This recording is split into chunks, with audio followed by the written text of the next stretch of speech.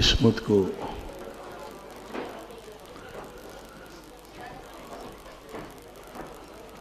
बदलना पड़ेगा, क्योंकि जो अतीत में व्यक्ति ने कर्जा ले चुका है उसको चुकाने का सामर्थ्य इस जीव में नहीं है।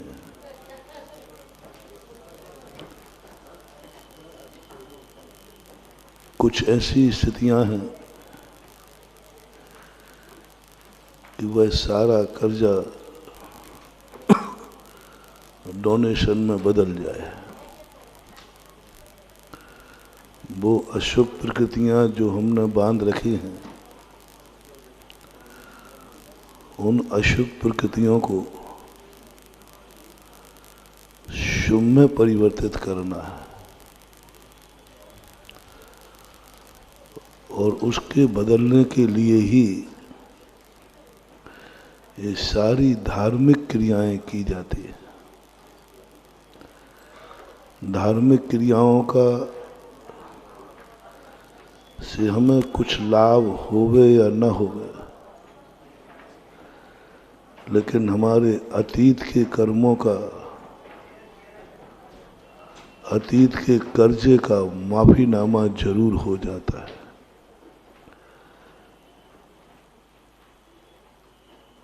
यदि बहुत ज़्यादा कर्ज है तो आप लोग बैंकों में जाते ना, बैंक से कर्जा लेने के बाद जब नहीं चुका पाते तो फिर आप कंप्रोमाइज करते हैं कि भाई चलो इतने पर आप दे दें तो हम माफ कर देंगे। यही यहाँ भी यही होता है। अतीत के पाप कर्म तो इतने ज़्यादा हैं जैसे आम के पेड़ पर मोर लगते हैं। आम के पेड़ पर जितना मोर लगता है, शिवकोटि महाराज ने लिखा 2000 वर्ष पहले कि यदि पूरे आम का मोर फल के रूप में परिणत हो जाए तो आम का पेड़ ही टूट जाएगा। कितना मोर लगता है, बहुत मोर, पूरा फल नहीं सकता, पेड़ ही सहन नहीं कर पाएगा, पेड़ ही समाप्त हो जाएगा। ऐसा ही अपनी जिंदगी जो है, इतने पाप किए, इतने पाप किए कि वे सारे उदय में आ जाए तो हम जिंदा ही नहीं रह पाएंगे। पूरे कर्म जितने किए हैं पूरे उदय में आ जाएं तो हम जिंदा ही नहीं रह पाएंगे, क्योंकि कर्म ही इतने विचित्र किए। लेकिन कुदरत जब इतनी फूल देती है तो पेड़ की भी रक्षा करती है। उन दुनिया के और फूलों में नहीं,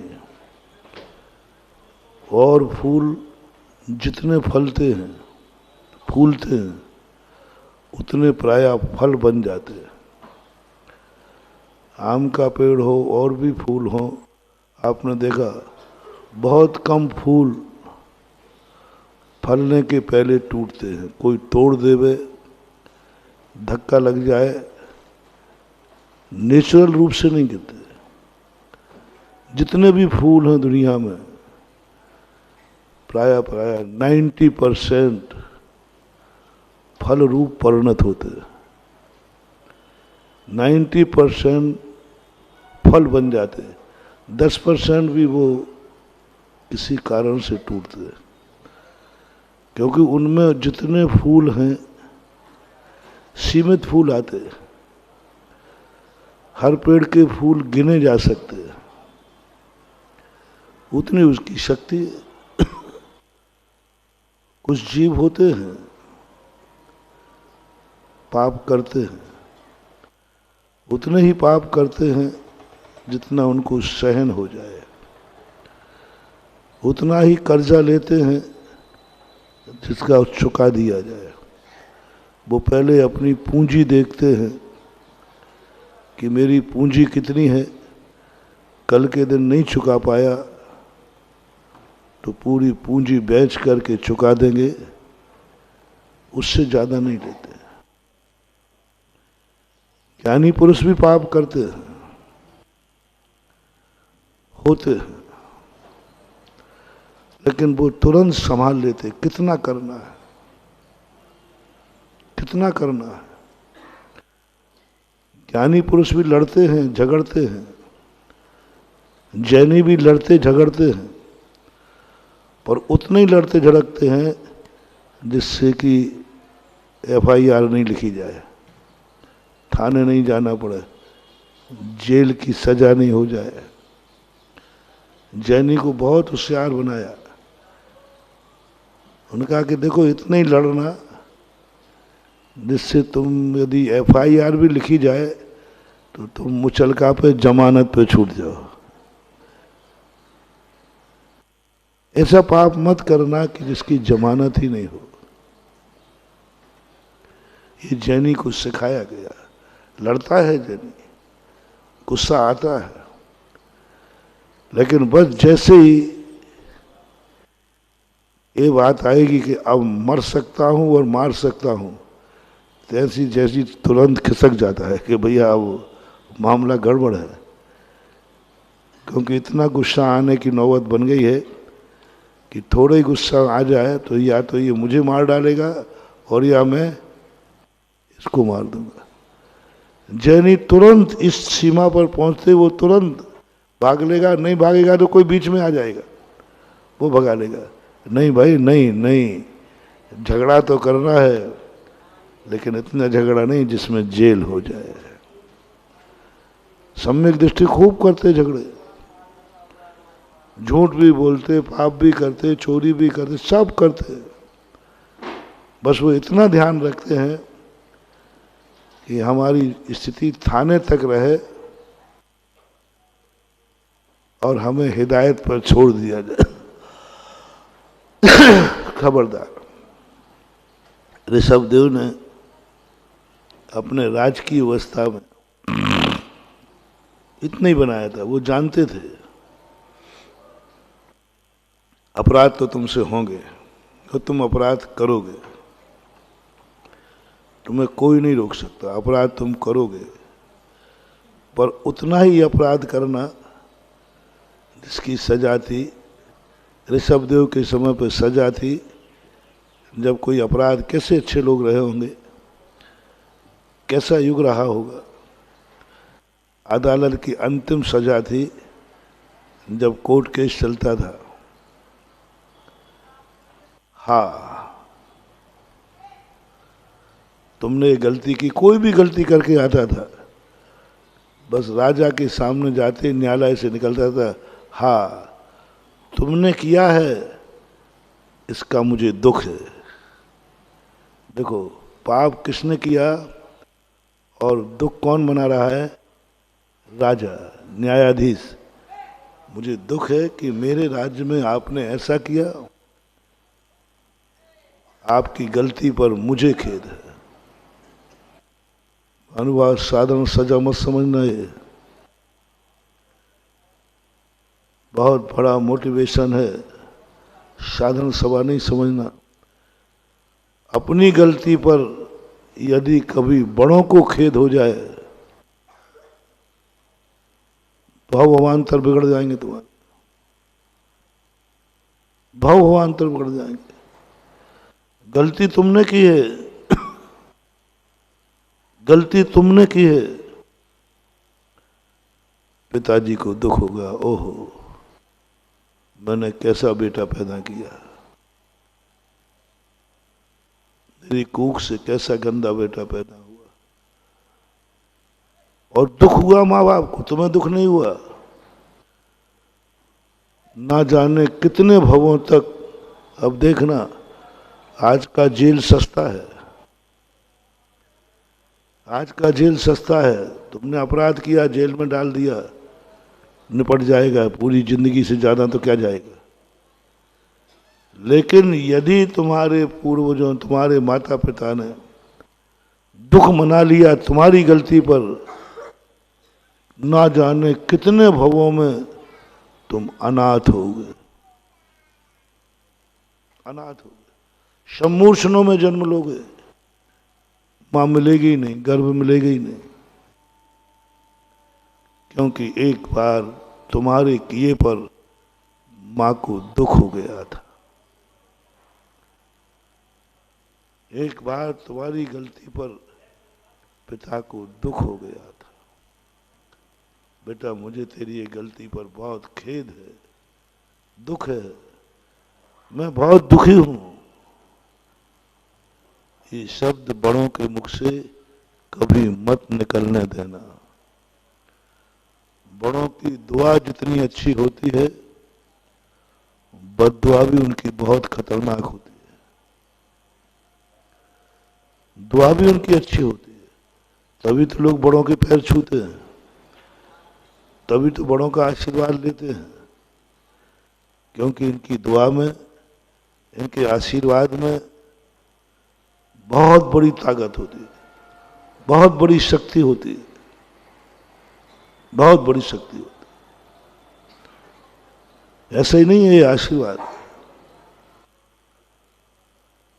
ऐसा ही नहीं बड़ों की दुआ।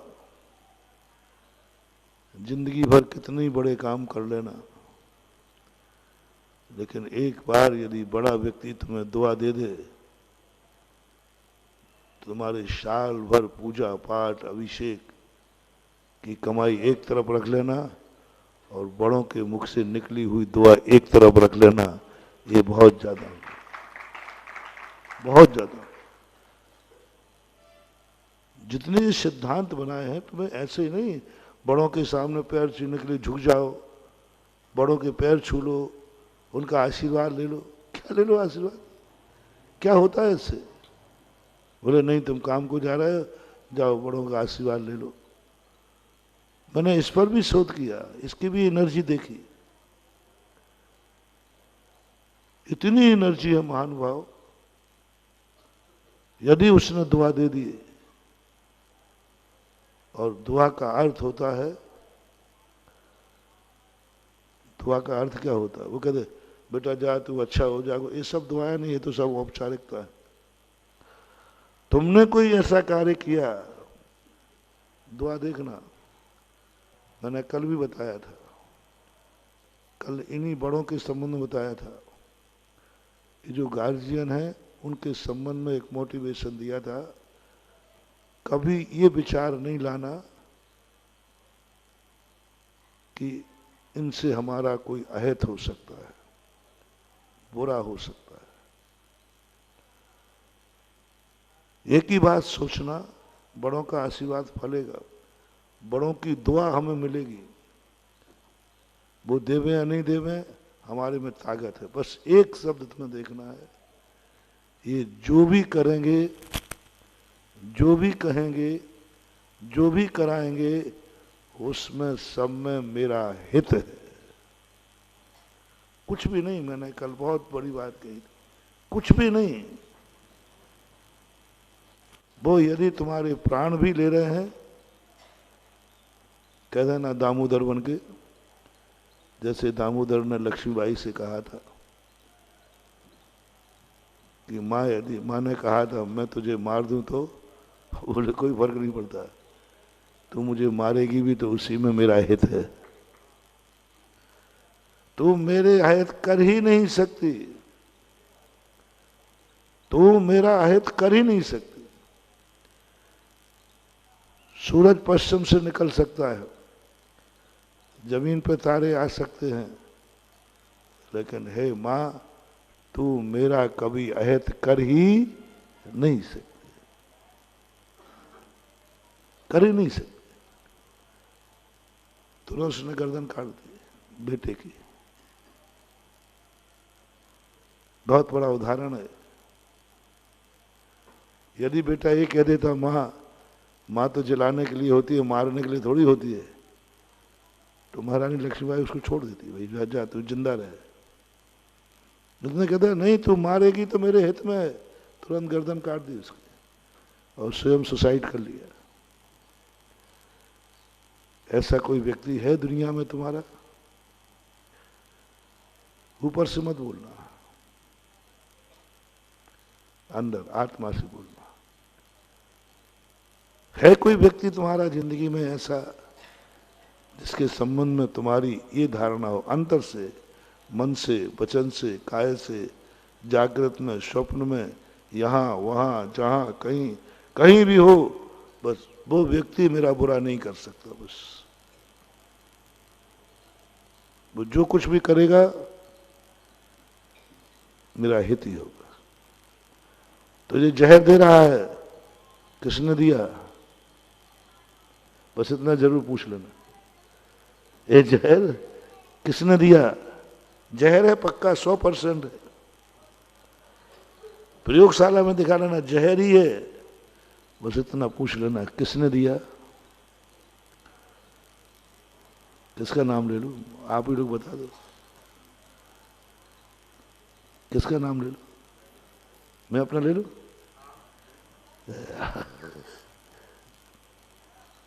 क्या आनंद की चीज है हमारे। कहा हम एक दुनिया में एक व्यक्ति नहीं है मेरा विश्वसनीय जिसके संबंध में मात हम इतना पूछेंगे किसने दिया, और साक्षात जहर है, बिस्कुट है, पोटेशियम साइनाइड है। सम्यक दृष्टि कहता है मैं नहीं पूछ रहा हूं कि क्या है, मैं ये पूछ रहा हूं किसने दिया है। बोले तेरी माँ ने दिया है। ठीक है यार। किसने दिया है? तेरे गुरु ने भेजा है। ठीक है यार, बात खत्म है। गुरु ने दिया है ना, बस खत्म है। अरे भाई जहर है, जहर तूने देखे सर्टिफिकेट है। बोले कुछ भी करो, गुरु कभी मेरा अहित कर ही नहीं सकता। बस इतनी सी बात, वो कर ही नहीं सकता, सवाल ही नहीं। भाई जहर है, तू समझ बात को। नमोकार मंत्र से भी ज्यादा ताकत है इस शब्द में। नमोकार मंत्र से भी ज्यादा ताकत है। वो नाग के हार की कथा आती ना, मनोवती की, उसके पति पर बहुत विश्वास था। भारतीय नारी थी, पतियों के प्रति अटूट श्रद्धा होती है। जन्मदिन था, पति के मन में खोट थी, उसकी माँ ने उसको गलत साबित कर दिया था, भर दिया उसने माँ को। पूरी कहानी नहीं सुना रहा हूं, पर मनोवती कहती है उसने लगे कहा देख मैं आज तुझे जन्मदिन पर रत्नों का हार लाया।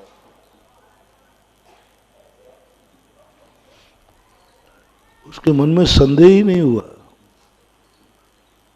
बोले पति है, बुरा विचार ही नहीं सकता, क्या सोचना।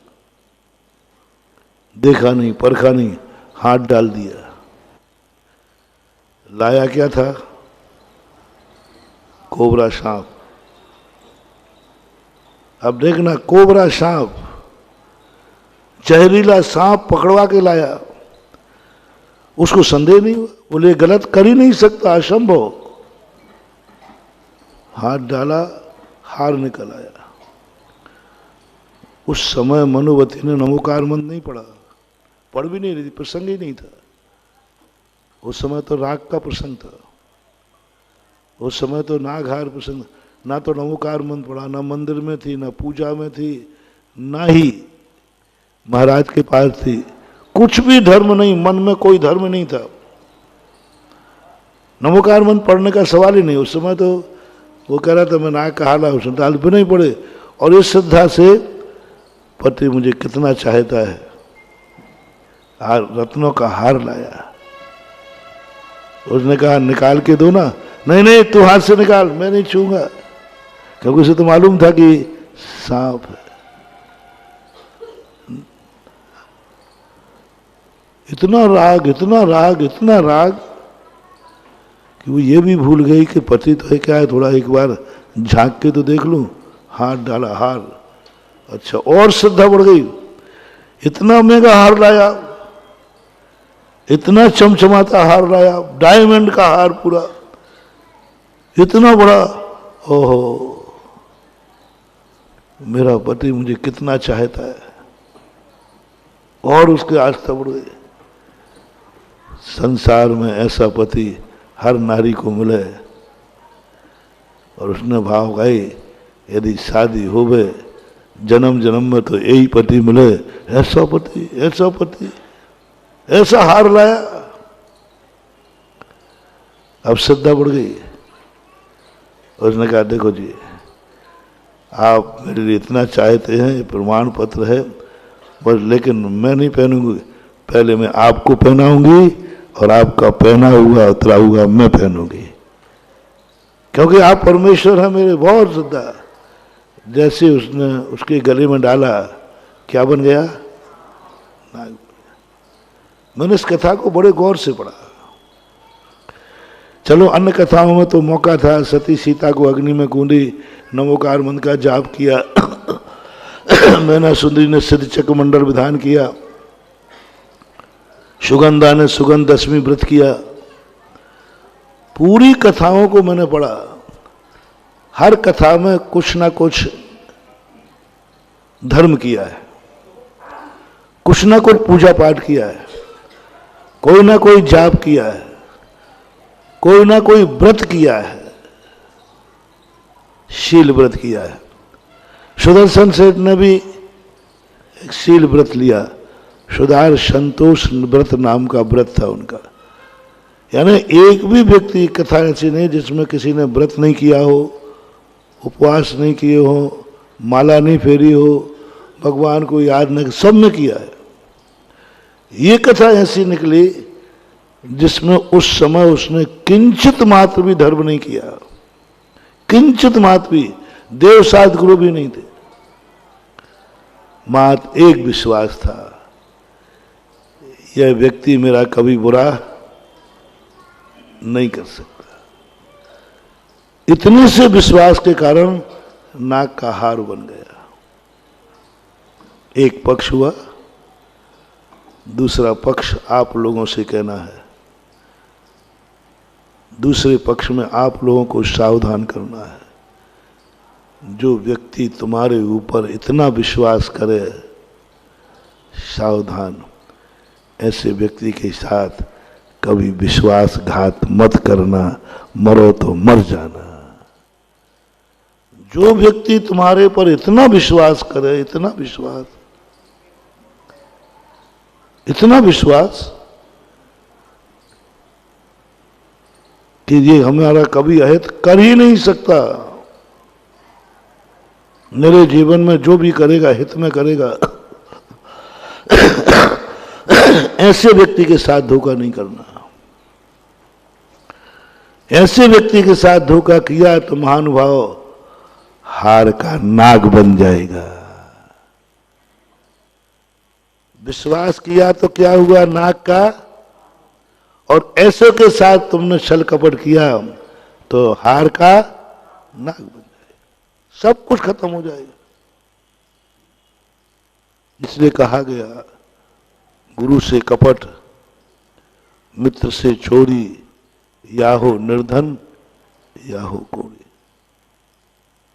कभी भूल कर नहीं करना। जो व्यक्ति इतने सज्जन है, इतने महान है, उनके प्रति तुम विश्वासघात करोगे? देख लेना, आप देख लेना, पहले आपको विचार करना। कोई एक व्यक्ति चुन लो, जिस व्यक्ति पर तुम्हारे लिए इतना विश्वास हो कि ये मेरा कभी अहित नहीं कर सकता, जो भी करेगा मेरे हित में करेगा। ध्यान रखना, डगमगाना नहीं। परीक्षा होगी, परीक्षा होगी। वो व्यक्ति तुम्हारे साथ कभी ऐसा दुर्व्यवहार कर सकता है कोई आके तुमसे कह सकता है कि हंडे में हाथ मत डालना, ये सांप लाया है, उससे तो किसी ने कहा नहीं था। मान लो तुमसे कह देवे तो मालूम है महाराज जी ने हमसे एक सांप पकड़वाया था, सांप पकड़वाया था और इसी घड़े में रखवाया है। और आज उन्होंने कहा है आज जो जो सभा में आएंगे सभी लोगों को इसमें हाथ डाल करके रत्न उठाना है, रत्न। हाँ। और वो सपेर आके तुमसे कह गया सांप है इसमें हाथ मत डाल देना, पक्का मैं नहीं रखा है, तो बोलो अब क्या होगा? बोलो चौलेश्वर वाली पार्टी। सांप पक्का है, वो भी तुम्हारे चौलेश्वर की पहाड़ी का है। चौलेश्वर की पहाड़ी के सांप बड़े खतरनाक हैं। हाँ, पहाड़ी ऐसा हो, या तो निकले नहीं, निकले तो सीधा ऐसा नाक बनाया है। और उसके लिए, और तुम्हें सूचना पक्की है। और गुरु ने कहा जितने लोग प्रवचन सभा में हैं सभी लोग एक साथ इसमें हाथ डालो। अब तुम क्या करोगे? गड़बड़ मत करना। देखो परीक्षा तो परीक्षा ही है, और बोर्ड की परीक्षा है। बोर्ड में तो कैसे ही प्रश्न आ सकता है। मालूम चलने पर, मालूम चल गया है सांप है, पर गुरु ने कहा है क्या परिणाम उठेंगे। हम वो तुम्हें किस्मत बदलने का सूत्र दे रहा हूं।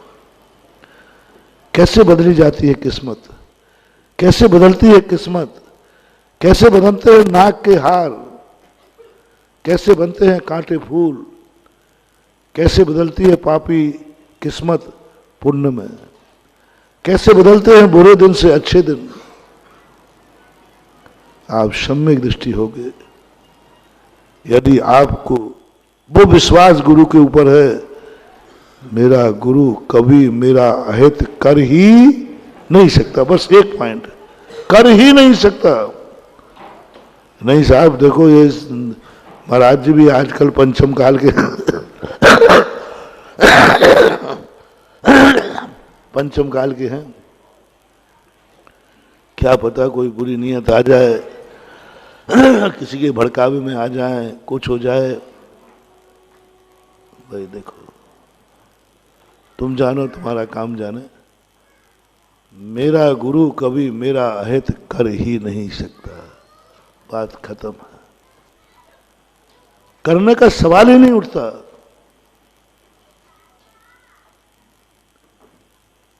हम करते हैं, आप नहीं करते उतना। थोड़ा थोड़ा चलता है आपका भी, विश्वास तो है। महाराज जी देखो थोड़ा सा आप ध्यान रखना, हम बाल बच्चे वाले हैं, कहीं ऐसा ही नहीं हो कि हंसी हंसी साची कर दो आप। नहीं नहीं, कुछ नहीं। हम कौन होते हैं बाल बच्चे वाले? हम बाल बच्चों के बाप हैं। गुरु तो सारे जगत का बाप है। मैं कौन होता हूं बच्चों को बचाने वाला? गुरु को यही नियत है कि मैं मरूं तो मेरा मरने में ही हित है। मन कहेगा देख सांप का पक्का पता चल गया ना, सांप है। बोले हाँ पता चल गया, तो अब तो हाथ डालेगा? बोले डालूंगा। बोले क्यों? मर जाएगा।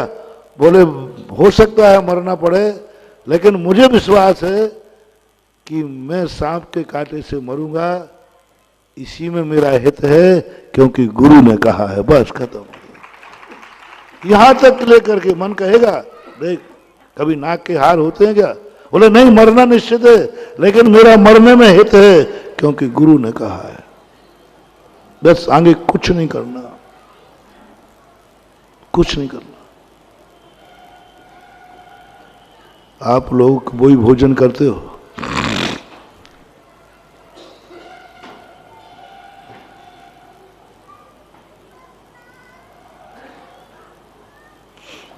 वही भोजन करते हो जो हम लोग करते हैं, बल्कि हमसे ज़्यादा अच्छा करते हो और कई बार खाते हो। वही भोजन तुम्हारे लिए विशुद्धि का कारण क्यों नहीं बनता?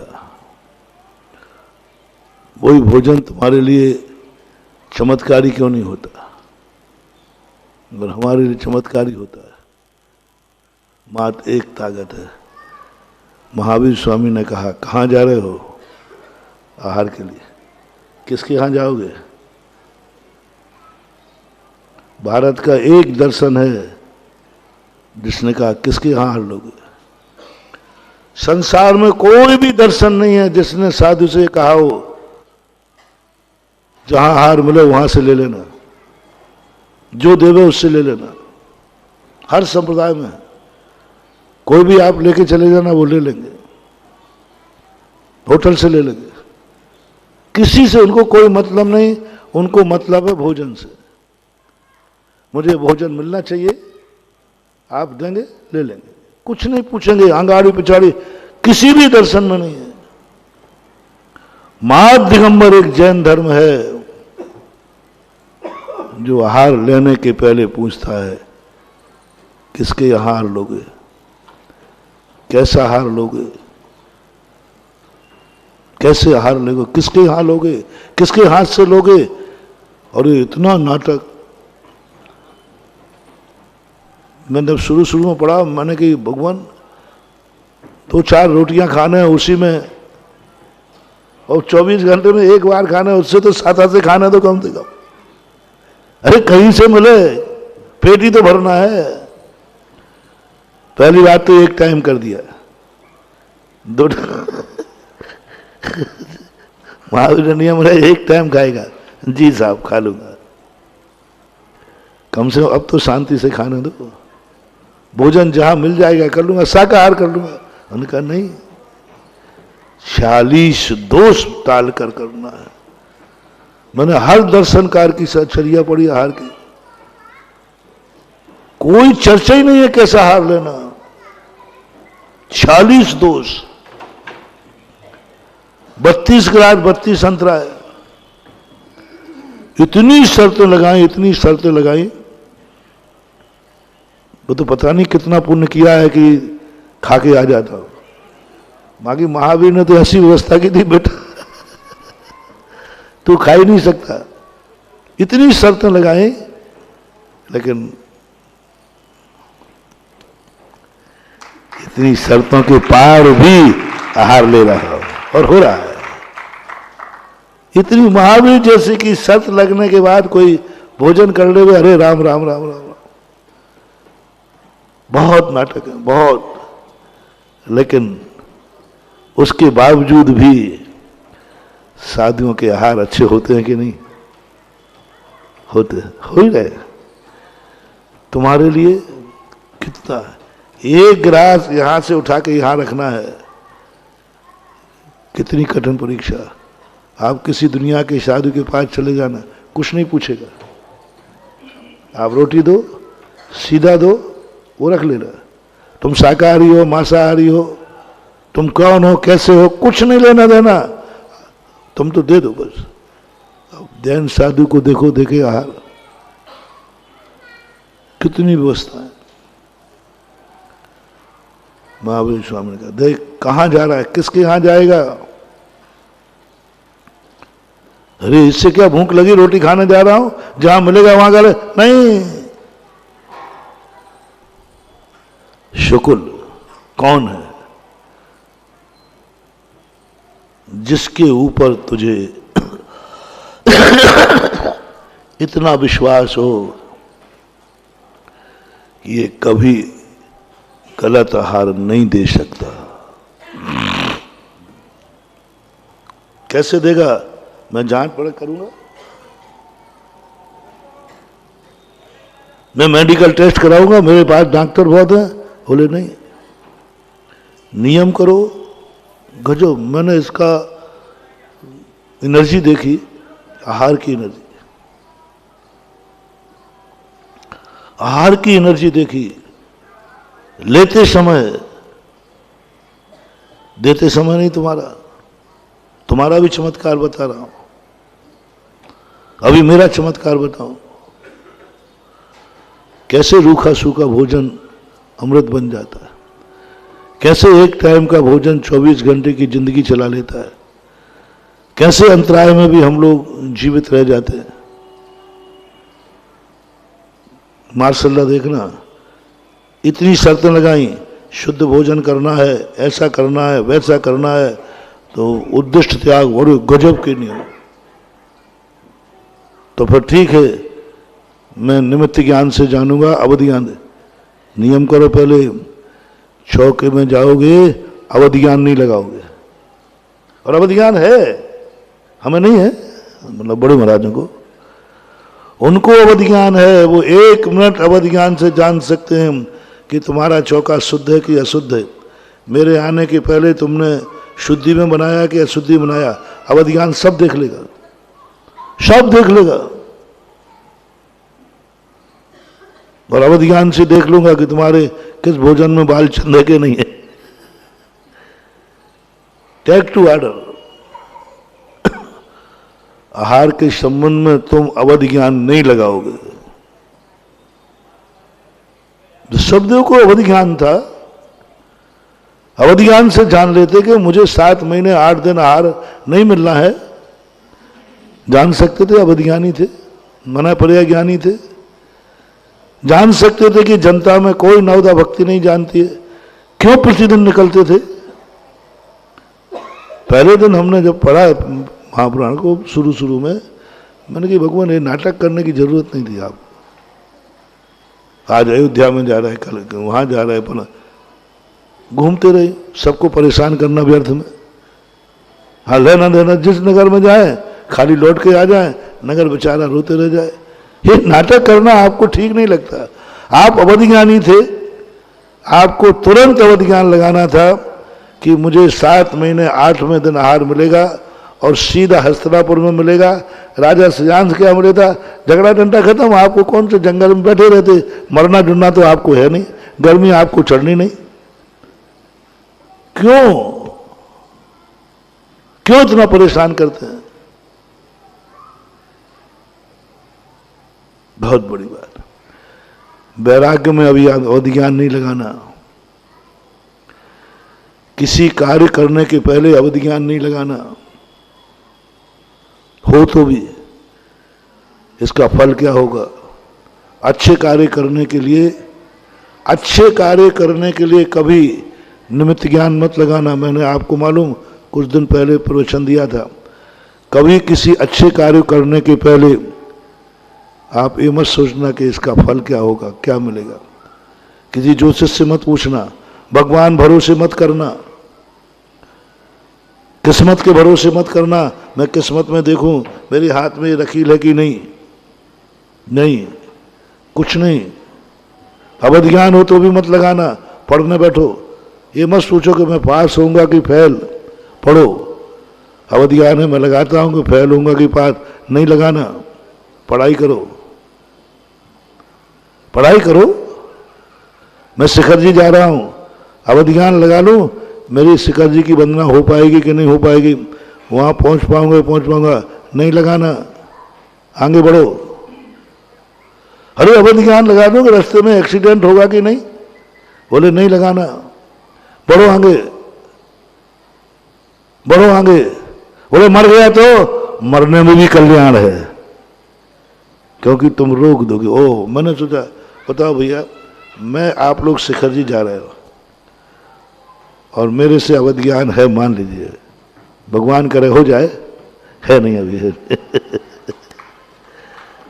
और आप पूछो महाराज जी हम शिखर जी जा रहे, आप अवधि ज्ञान से जान के बताओ ना, मैं रास्ते में कोई गड़बड़ तो नहीं होगा। मैं कह दूँ नहीं बताऊंगा, गुरुजी आपका चेला हूँ, देखो बता दो महाराज जी, मैं तो नहीं बताऊंगा। और मालूम है मुझे कि एक्सीडेंट होगा, बताऊंगा नहीं।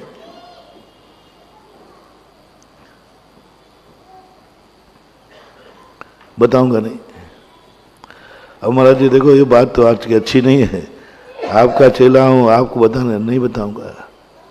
भगवान ने कहा कि बताना मत बेटा। बोले क्यों? क्यों? क्यों? तो यात्रा कैंसिल कर देगा। बोलो क्या होगा? यदि मैंने कहा भाई तू जा रहा है, वहाँ पहुँच ही नहीं पाएगा, एक्सीडेंट हो जाएगा और कुछ गड़बड़ भी हो सकता है, तो बोलो अब यात्रा तुम चालू रखोगे कि कैंसिल करोगे? यदि तुम ये कह दो कि हाँ महाराज आप तो कुछ भी बता दो, यात्रा को तो जाना है तो मैं तो जाऊंगा, बोलो यात्रा रहेगी या बंद हो जाएगी? जल्दी बोलो ना, बोलते नहीं हो तो नहीं बताऊंगा, तो नहीं बताऊंगा। मेंढक को कह दिया गया था, मेंढकों ने कहाँ जा रहा है, कुचल के मर जाएगा, मुझे भी मालूम है कि भीड़ में मैं बच नहीं सकता, लेकिन मैं जाऊंगा। क्यों? इसलिए नहीं बताएंगे कि शिखर जी में जाने के बाद तू रास्ते में भी मरेगा तो वही फल पाएगा जो शिखर जी की वंदना का है। और बता दे तो कैंसिल कर देगा, है ना, धर्म छूट जाएगा। जो तेरा कल्याण होने वाला था, जो तेरा हित होने वाला था, शिखर जी की वंदना मिलने वाली थी, यहां को छोड़कर देव बनने वाला था, वो मेरे कहने पर रुक गया। अब पता नहीं कहां मरेगा, पता नहीं कैसे मरेगा, एक्सीडेंट तो होना ही है, एक्सीडेंट तो होना ही है।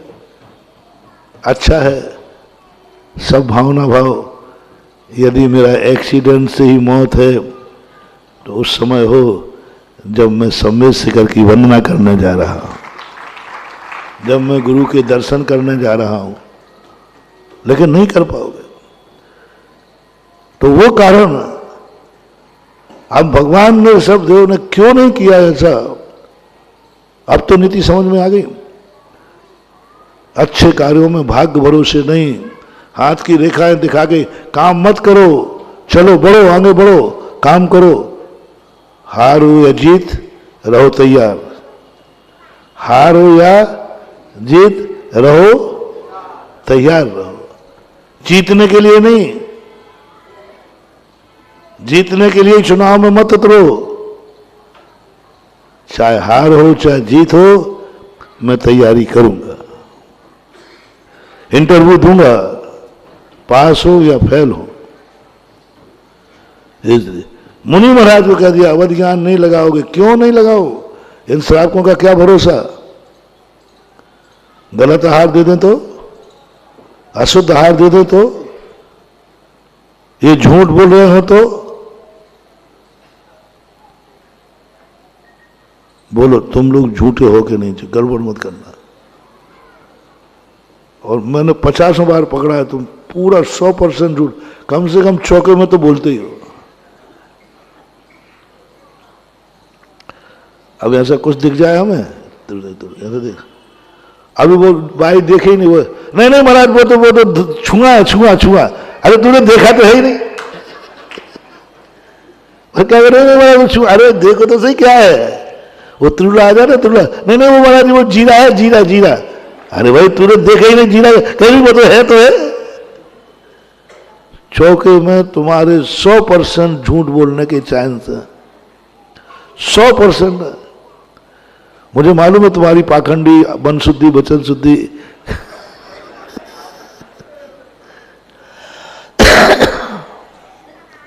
तुम लोग का 16 कैसा होता मालूम? जैसे कोई भाई को कोई छू ले ना, अब मालूम है छू लिया है, क्यों ना तूने छुआ तो नहीं? अरे नहीं दादी नहीं छुआ, फिर ठीक है।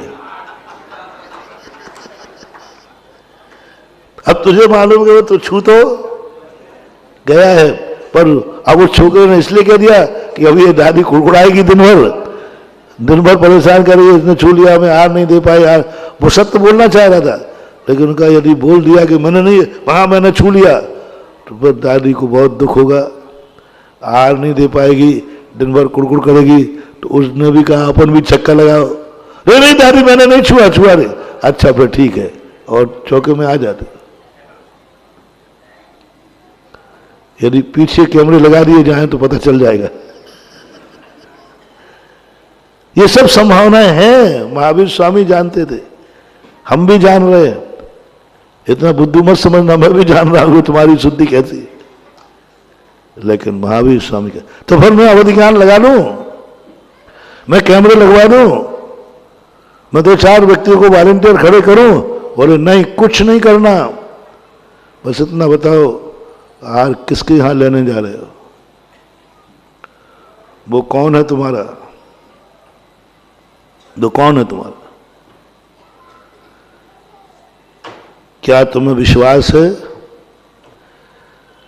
यह श्रावक मुझे कभी गलत आहार नहीं दे सकता, गलत भी देगा तो गलत भाव से नहीं दे सकता। मान लो छू भी जाएगा तो उसका गलत भाव नहीं कि महाराज को मैं भ्रष्ट करूं। बोलो तुम छू गए फिर भी आहार दे रहे हो तो भाव क्या है तुम्हारा? तुम्हें मालूम है इसने छू लिया फिर भी तुम आहार देने चले गए, बोलो तुम्हारा भाव क्या है? महाराज को भ्रष्ट करना, महाराज की साधना बिगाड़ना? तुम्हारा भाव ये है अब थोड़े छू गए तो छू गए, इतने पाप करते एक और झूठ बोल देंगे, कम से कम आहार देने तो मिल जाए। तुम्हारा तुम्हें किंचित मात्र भी महाराज के प्रति बुरा भाव नहीं है, किंचित मात्र भी। हाँ, महाराज को भ्रष्ट करना है, हम ऐसा गलत आहार देंगे, ऐसा भाव सर। ऐसा श्रावक बताओ जो मन शुद्धि, वचन शुद्धि, काय शुद्धि, आहार जल शुद्ध बोलेगा, तुम मानोगे जो बोला है वही सत्य है। संदेह भी मत करना, विकल्प भी मत लाना, अवधि ज्ञान भी नहीं लगाना।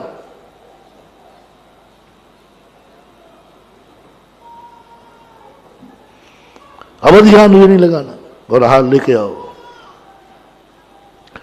जो मेरा विश्वास, कितना बड़ा विश्वास हो तो सही, हर नगर में नया नया जाता हूं, नए नए चौके होते हैं, मुझे संदेह तो करना चाहिए, क्या पता कहीं ये लोग गड़बड़ देते हैं। कायदा से हम लोगों का चौका, हम लोग के आहार के पहले मेडिकल टेस्ट होना चाहिए। एक मेडिकल टीम तैयार करेंगे, वीआईपी साधु हूं जी, अरे थोड़ी कर लोगे, टीम जाएगी मेडिकल टेस्ट करेगी, आहार तो हो जाएगा, चमत्कार नहीं होगा, फिर ये धर्म नहीं होगा, ये भोजन होगा, आहार नहीं होगा। चमत्कार क्या है? विश्वास कर लिया कि नहीं ये दे रहा है, शुद्ध है, मेरे हितकारी है, ये कभी मेरा बुरा सोच ही नहीं सकता, मन में नहीं, वचन में नहीं, काया में कभी सोच ही नहीं सकता। आहार ले रहे, अनादिकाल हो रहा है, ये व्यवस्थाएं चल रही हैं, चमत्कार हो रहा है। ये जो साधु तुम पर विश्वास के, अनजाने थे तुम, दुर्घटना हो सकती थी, हुई है दुर्घटनाएं, 1-2 दुर्घटनाएं भी हुई हैं, इसी विश्वास से साधुओं को प्राण भी देना पड़े, इसी विश्वास से साधुओं पर उपसर्ग भी हुए, शास्त्रों में कथाएं भी हैं, लेकिन हुए हैं, सफल ज्यादा हुए हैं, दुर्घटनाएं कम हुई, फिर भी आज चल रहा है। वो चमत्कार धर्म है। तो हमारा और किसी पर विश्वास है कि नहीं मुझे पता नहीं, लेकिन हमारा अपने भक्तों पर जरूर विश्वास है, और उसका प्रैक्टिकल आहारचर्या है। जब मैं तुमसे आहार ले लूं, समझ लेना चाहिए आनंद आहार का नहीं है महानुभाव, आनंद जो तुम्हें आया वो आहार का नहीं है, एक गिलास देने का आनंद नहीं है, वो आनंद है, ओहो धन्य हो गया, आज गुरु ने मेरे ऊपर इतना विश्वास कर लिया। जो गुरु ने विश्वास किया है वो है आनंद श्रावक का, जो गुरु ने ले लिया, विश्वास कर लिया। मैं तो जानते ही नहीं था महाराज को, और महाराज ने ले लिया, मैंने मन शुद्धि वचन शुद्धि बोली, महाराज ने ये भी नहीं सोचा क्या पता झूठ बोल रहा हो, क्या पता झूठ बोल रहा हो, ले लिया। वो जो तुम्हारे अंदर भाव आवे वो है अक्षय पुण्य। और हम आहार करते हुए भी पुण्य का बंद करते हैं, श्रावक के ऊपर विश्वास करके, नहीं मेरा श्रावक है, शुकुल ने ये कभी अहित विचार नहीं कर सकता। अपने जीवन में एक विचार करो, कोई एक व्यक्ति बताओ जिस पर तुम्हें अटूट विश्वास हो। आज भी चमत्कार हैं, आज भी अतिशय है, वो किस पर है? सारी दुनिया, सारी किस्मत बदलने के बहुत तरीके। पापी किस्मत है, वारंट निकला हुआ है, वारंट निकल चुका है। ऐसा पापी है जिसके मौत के अलावा कोई सजा नहीं, वारंट निकल गया, जहां मिले जैसे मिले शूट कर दो, जिंदा पकड़ में नहीं आ रहा है। तो अंत में कोर्ट कहती है जाओ जैसे बने शूट कर दो। अदालत में केस चले बिना किसी को मारने का अधिकार दे दिया जाए, इससे बराबर है कि वो कितना बड़ा पापी है, कितना बड़ा पापी। देखते ही मार दो उसको, कोई अदालत में लाने की जरूरत नहीं, कोई थाने के लाने की जरूरत। सबसे बड़ा खूंखार पापी है वो, जिसका देखते ही मारने की सूट, जिस पर पकड़ने का इनाम का सब कुछ है। ऐसे व्यक्ति की भी किस्मत बदल दूंगा। जैन धर्म ऐसे की किस्मत बदल जाएगी, जिस पर कोर्ट चारों तरफ सेना ढूंढ रहे हैं मारने के लिए, जहां देखे गोली से भून डालो। ऐसी बदकिस्मती, ऐसा बद वारंट निकल चुका है, उसकी भी किस्मत बदली जा सकेगी। बस इतना सा सोचा, अंजन चोर ऐसा ही बदकिस्मती था। राजा ने घोषणा कर दी, जैसा मिले, जिस हालत में मिले मार डालो। ऐसी किस्मत, ऐसा पापी जीव, मात्र एक बात पर लेकर के, एक बात, बस इतनी सी बात, सेठ जी का वचन मेरा अहित नहीं कर सकता, ये नमोकार मंत्र मेरा अहित नहीं करेगा। सेठ जी ने जो कहा है, उसने सेठ जी को परख लिया। सेठ जी बदमाश नहीं है, सेठ जी छली कपटी नहीं है, सेठ जी मेरा बुरा नहीं सोच सकते। बस उन्होंने कहा सेठ जी लाओ मंत्र, नमोकार मंत्र तुम्हें किसने दिया? बोले मेरे गुरु ने दिया। क्या वे गुरु कैसे हैं? क्या तुम्हारा कभी अहित कर सकते? नहीं भैया, स्वयं स्वप्न में भी नहीं।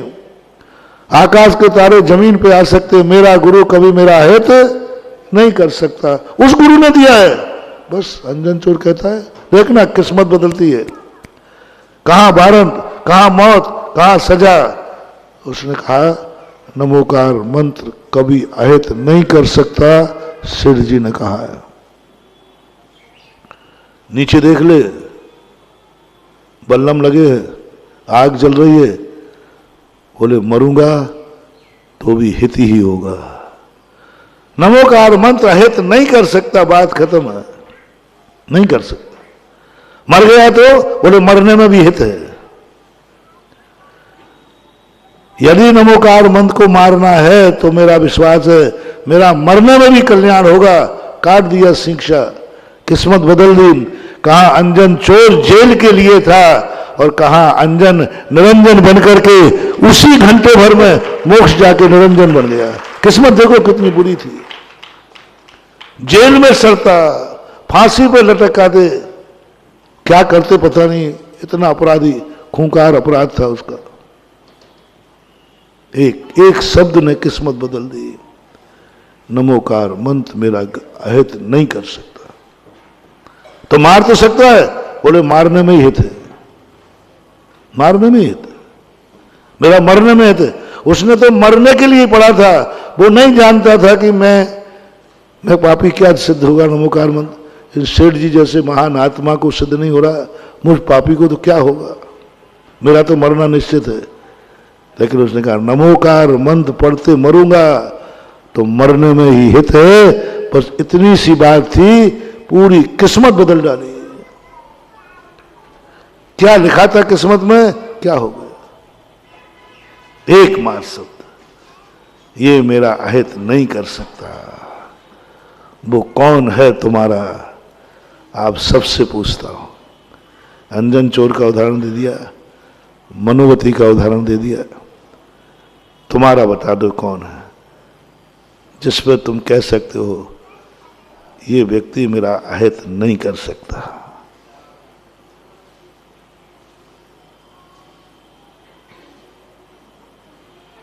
मुंह पर से मत बोलना, प्रैक्टिकल होगा। मैं अभी यहां फांसी के फंदे लटकवाऊंगा और कहूंगा लटक भाई, अध्यक्ष से ही शुरू करूंगा। महाराज जी देखो आप गड़बड़ मत करो, इसलिए मैं थोड़ा लेट आता हूं और जल्दी चला जाता हूं।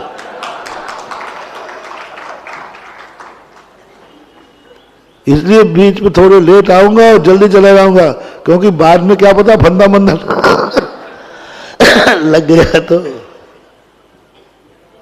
कितनी बचो महानुभाव, इसके बिना कोई रास्ता नहीं है।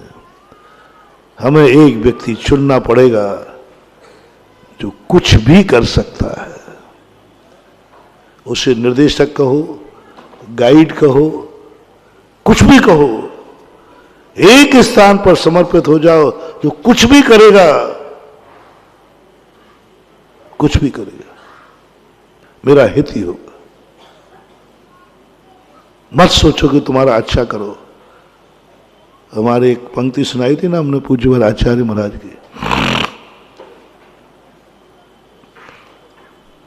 मैं नर्मदा का नरम कंकर। नर्मदा नदी है, वहां के कंकर बहुत मुलायम। मैं नर्मदा का नरम कंकर, लो तुम्हारे चरणों में आ पड़ा हूं।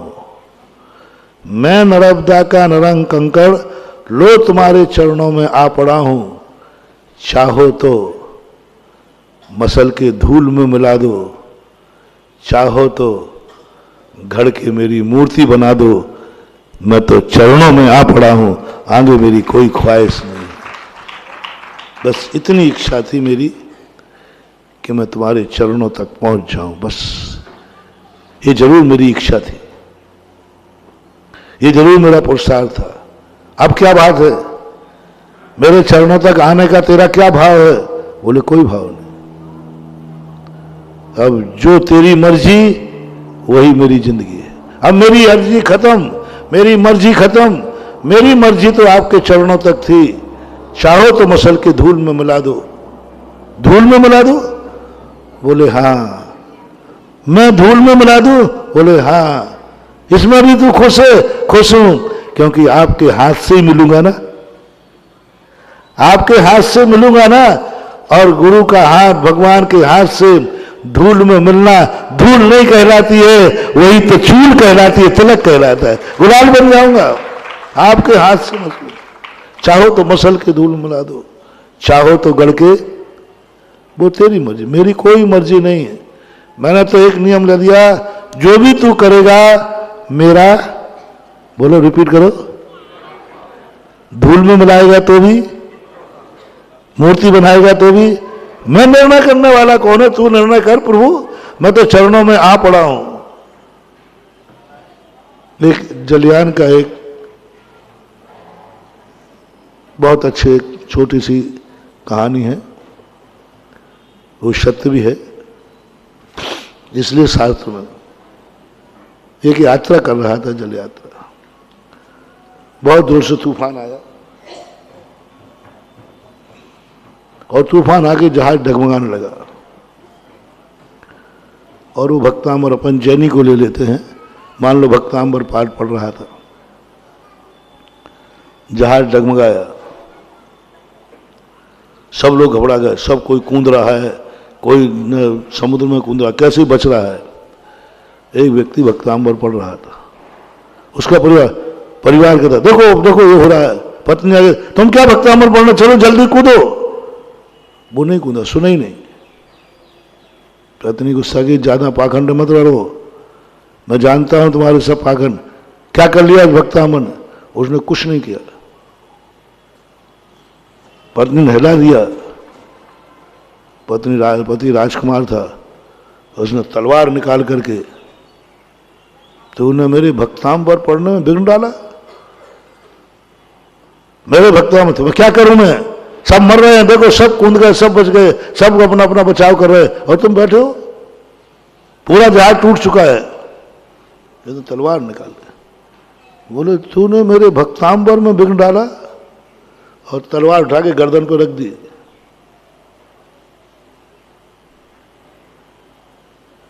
बहुत क्रोध में आके रखी, बहुत क्रोध में आके रखी। पत्नी हंस रही है,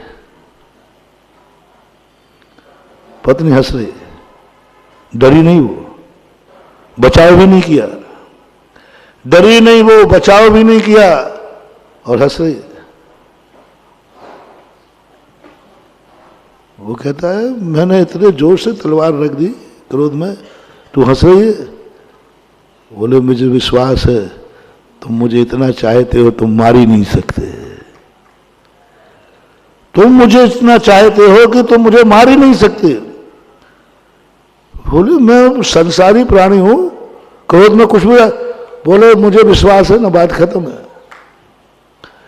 मुझे विश्वास है तुम मुझे नहीं मार सकते, क्योंकि तुम मुझे बहुत चाहते हो। मैंने बहुत बार परीक्षाएं कर ली तुम्हारी, तुम मुझे नहीं मार सकते। तुम मेरे थोड़े से दुख में रो पड़ते हो, मेरे लिए तुम मरने मिटने को दिया, तुम क्या मारोगे मुझे? हिम्मत हो तो मार के दिखाओ, देख पानी पे मत चढ़ा। बोले मैं तो पहले से कह रहा हूं मार के दिखाओ। मेरी आत्मा बोल रही है तुम मुझे नहीं मार सकते। तलवार नीचे रख दी उसने। बोले देख भाई, तू एक संसारी प्राणी, एक जन्म का प्राणी, वो भी तेरी आधी जिंदगी में आया हूं, पति तो हूं। मेरी ऊपर तेरा इतना विश्वास, मार ही नहीं सकते। बस बस बस बस, मेरे तो जन्म जन्म का संबंध है परमात्मा से। मैं भक्तांबर पढ़ सकता हूं, कर रहा हूं, मैं आदिनाथ मार ही नहीं सकते, भक्तांबर मरने नहीं देगा। मेरा विश्वास है, तेरा विश्वास मेरे पर है, मेरा विश्वास भी किसी पर है, और मरेंगे भी तो, फिर भी मर गए तो। बोले मेरा विश्वास है भक्तांबर पार पढ़ते हुए मरेंगे तो भी बेड़ा पार है, और जिंदा रहेंगे तो भी बेड़ा पार है। देखो हालत क्या हो रही, तुम्हारा इतना सा तख्ता बचा है। तो मैंने सोच लिया ना, यदि मरूंगा तो भक्तांबर पाठ पढ़ते हुए मरूंगा, मरना तो है ही। मरूंगा तो हित होगा, जिंदा रहूंगा तो हित होगा। बस ये आवाज उसकी थी, तूफान थम गया, जो कूद गए वे मर गए, और जो बैठे रहे वो सब बच गए, और ये आना गया। बात है किसने, तू जो करेगा वह हित में करेगा। जिंदगी में एक कोई व्यक्ति बनाओ, हित के लिए नहीं, अहित भी करे तो मंजूर है। तुम्हारी जिंदगी में है कोई एक आदमी?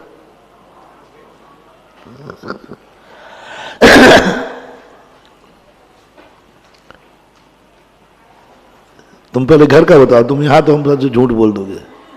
तुम्हारे घर में बताओ जिस पे ऐसा विश्वास हो। करना पड़ेगा, जिंदगी सुधारना है तो करना पड़ेगा, कल्याण करना है तो इस पॉइंट पे आना पड़ेगा। किस्मत बदलना है तो तुम्हें कहीं ना कहीं टिकना पड़ेगा। किस्मत नहीं बदली जाएगी, नहीं तो और कोई उपाय नहीं है। पांचों पांडव बैठे, पांचों पांडव बैठे, कुंती चिंतित है, मां थी। बोले मां तू कुछ दिन से चिंतित क्यों दिख रही है?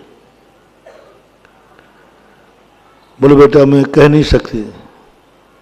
नहीं मां कहो, हम आपके 5 बेटे हैं, आपके हम लोग के रहते हुए तेरे चेहरे पर उदासीनता।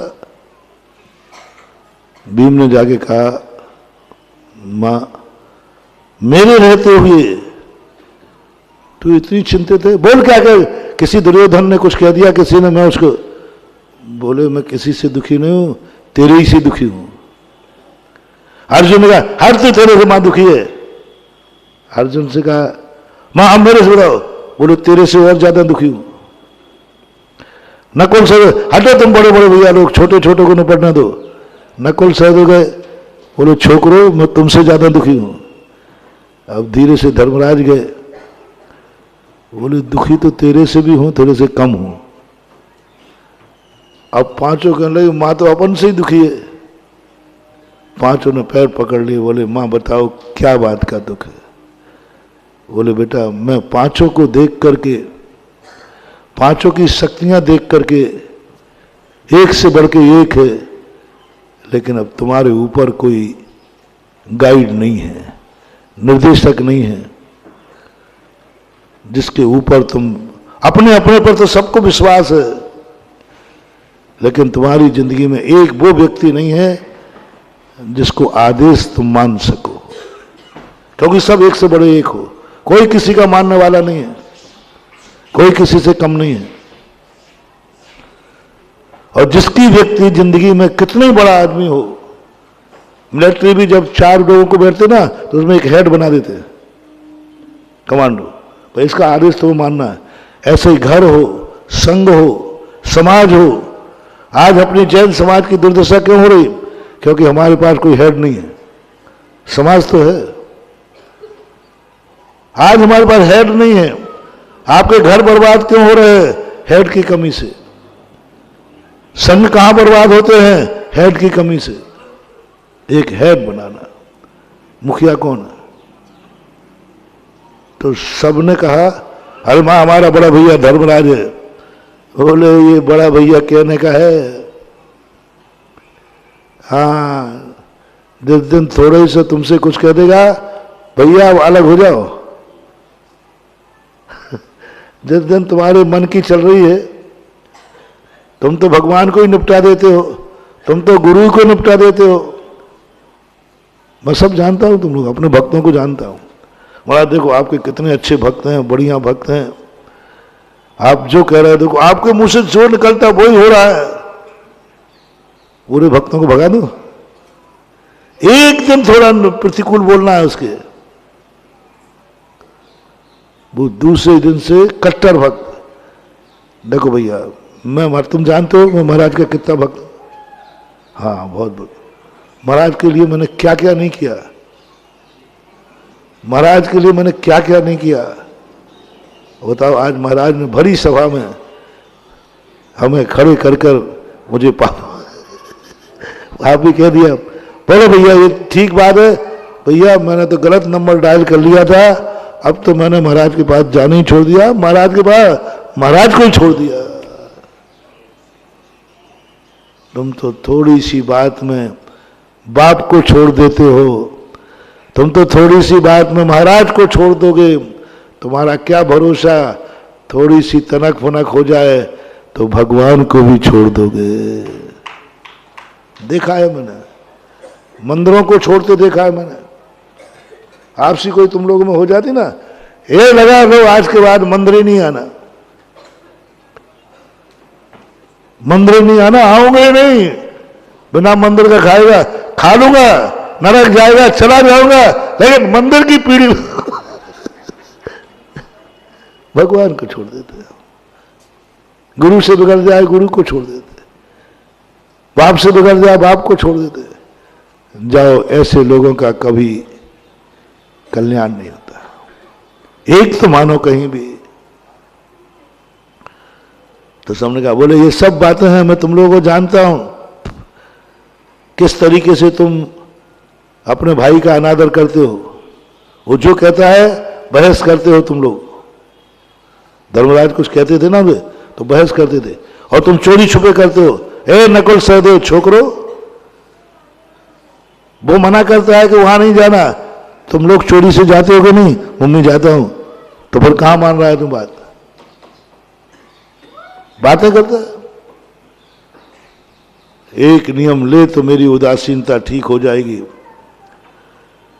कि भैया जो कहेगा जो करेगा वो हमारे हित में होगा।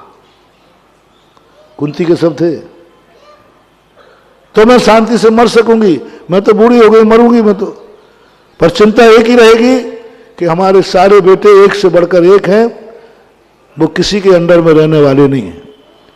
और यही अहंकार तुम लोगों को मारेगा। एक एक उंगली करके टूटोगे, एक एक उंगली। तुम लोग जब ही सुरक्षित हो जब पांचों मुट्ठी में हो, नहीं तो तुम्हारा दुश्मन 100 है, तुम 5 हो, क्या टिकोगे तुम?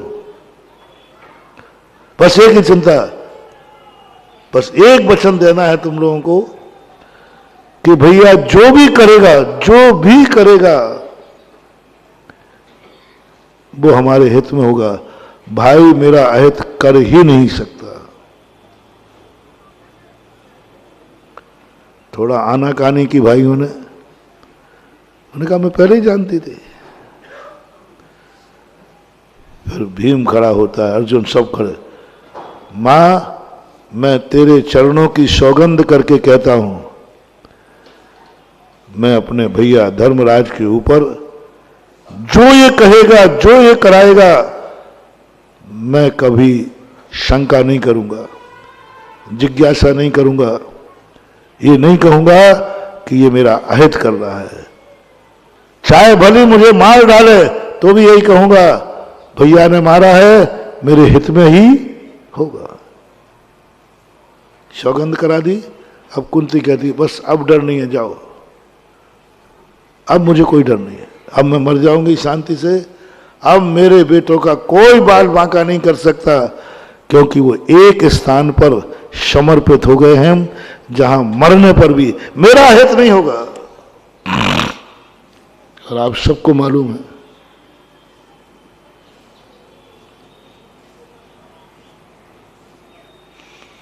सबको मालूम है धर्मराज ने क्या दुर्दशा कराई उन चारों की। धर्मराज के कारण हुई है और मां के इस वचन के कारण हुई है। यदि ये मां वचन नहीं हराती तो दुर्योधन को भीम वहीं युद्ध में निपटा देता। वहां कहां, जुआ के फड़ पे निपटा देता। और गुस्सा आ भी रहा था उसको। ओहो, कैसी है दुनिया, कैसी है जिंदगी, बदलती कैसे है। धर्मराज ने पूरा दांव पे लगा दिया। बोलो, हस्तिनापुर एक का था कि पांचों का? वो इंद्रप्रस्थ पांचों ने बनाया था। तुम्हारे बाप की संपत्ति पर एक का अधिकार होता कि पांचों का? पांचों का बराबर था, बराबर था। पूरी संपत्ति दांव पे लगा दी। कानूनन पूछ रहा हूं, क्या चारों भाइयों को कहने का अधिकार नहीं था, भैया आपका ही अकेला हिस्सा नहीं है, आप मेरे से पूछते क्यों नहीं है? बहुत बड़ा मोटिवेशन दे रहा हूं महानुभाव। सारा भारत आज का मोटिवेशन मान ले तो मैं कहता हूं आज भी सारे भारत में हर घर में राम राज्य आ जाएगा। एक बात को आप बताएं, क्या बड़े भाई का कर्तव्य नहीं था छोटे भाइयों से पूछने का? बोलो, आप लोग बोलो, हम भी बोलेंगे। कर्तव्य था कि नहीं? भाई छोटे थे कि बड़े? सब बड़े थे, नहीं उम्र में छोटे थे, लेकिन बड़े तो समझदार थे।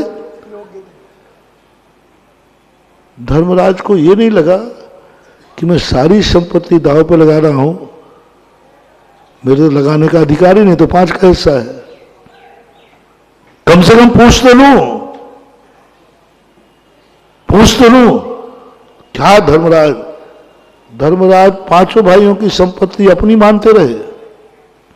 भाई की संपत्ति हमारी संपत्ति, पूछना भी उचित नहीं समझा। विश्वास देखो अपने छोटे भाइयों पर कितना विश्वास है कि पूछना भी उचित नहीं। क्या पूछना, भाई मेरे हैं, भाई की संपत्ति मेरी है, अलग है ही नहीं। हम बिना पूछे दांव पे लगा दी। चलो, धर्मराज थे, विश्वासी थे, भाइयों पर विश्वास करता था, लेकिन इन चारों भाई को पागल हो गए क्या? भैया का हाथ पकड़े थे, खबरदार भैया, आप लगाना है अपना हिस्सा, मेरा हिस्सा नहीं। एक बार विनती तो कर सकते थे कि भैया हम भी बैठे पीछे, कम से कम पूछ तो लो। कुछ विकल्प नहीं। अपनी पूरी संपत्ति अकेले भाई ने दांव पर लगा दी, और वो भी जुए के दांव पर जुए के दांव पर। तब भी रोकने का भाव नहीं कर रहे कि भैया रुको, नहीं, वचन दिया है अंदर से, भाई जो करेगा मेरे हित में करेगा। जुआ पे खेल रहे हैं सारे संसार के लोग। सुनो, तुम्हारा भाई यदि तुम्हारे बिना पूछे दान दे आवे तो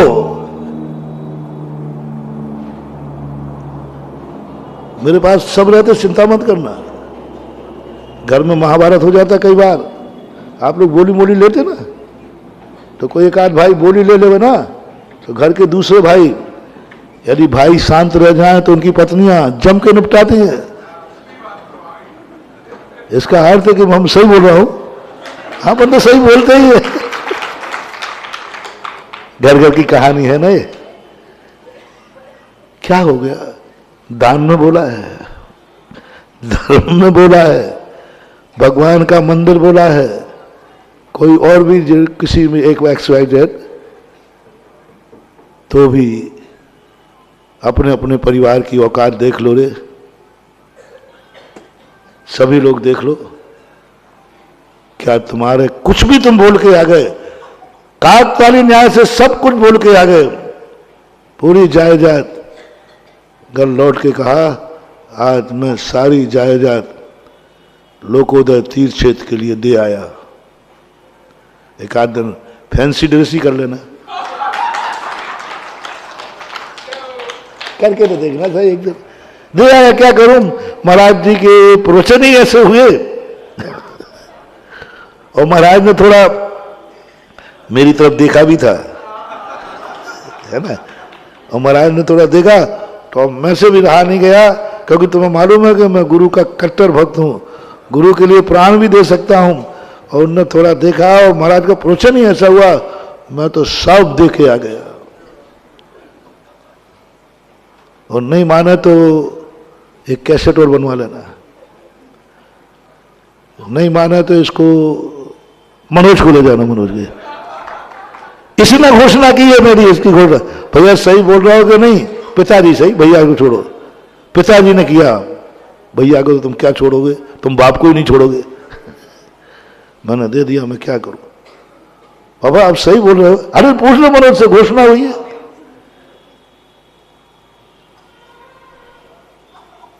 क्या हालत होगी घर की?